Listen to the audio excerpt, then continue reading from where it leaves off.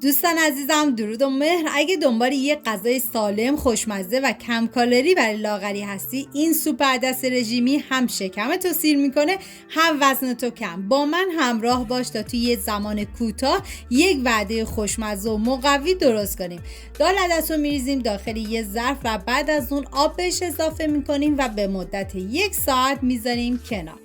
نیاز به 120 گرم ساقه کرفس داریم که ساقه کرفس رو به تیکه های بزرگ من خردشون میکنم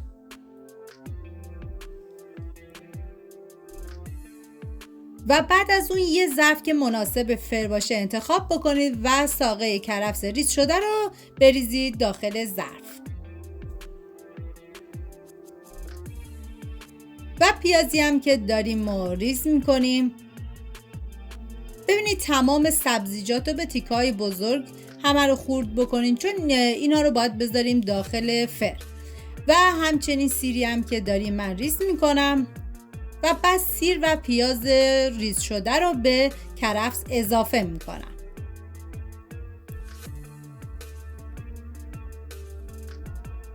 و 1 عدد هویج هم که داریم ریز میکنم.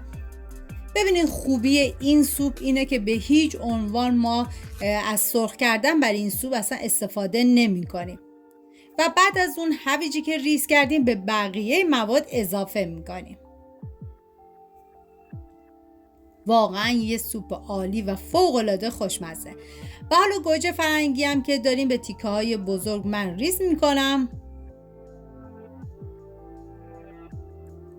و بعد به بقیه سبزیجات اضافه میکنم.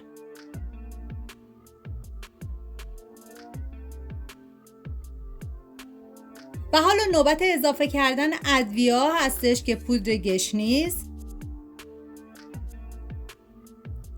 ادویه کاری،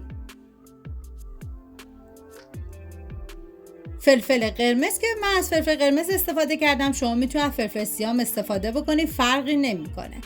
حالا هم میزنم تا ادویه ها با بقیه سبزیجات مخلوط بشن و بعد از اون ما نیاز به 3 قاشق غذاخوری روغن زیتون داریم که من روغن زیتونم به سبزیجات اضافه میکنم و بعد از اون باید بذارید داخل فر که از قبل گرم شده با دمای 200 درجه به مدت 30 دقیقه. و حالا دال عدسی که از قبل خیس کردیم و من از آب خارج کردم و میریزم داخل قابلمه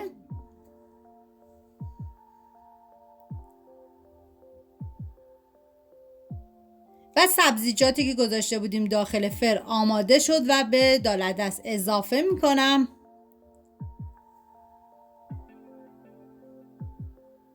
و بعد از اون باید آب جوش بهش اضافه بکنیم و بذارید تا این سبزیجات با دال عدس کاملا بپزه.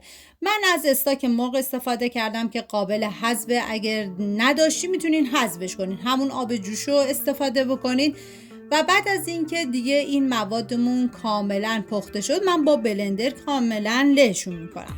دوستان عزیزم، اگه این سوپ خوشمزه رو درست کردین حتما نظرتون برام بنویسید. یادتون نره کانال رو سابسکرایب کنید، ویدیو رو هم لایک کنید تا دستورات سالم و خوشمزه بعدی رو از دست ندید.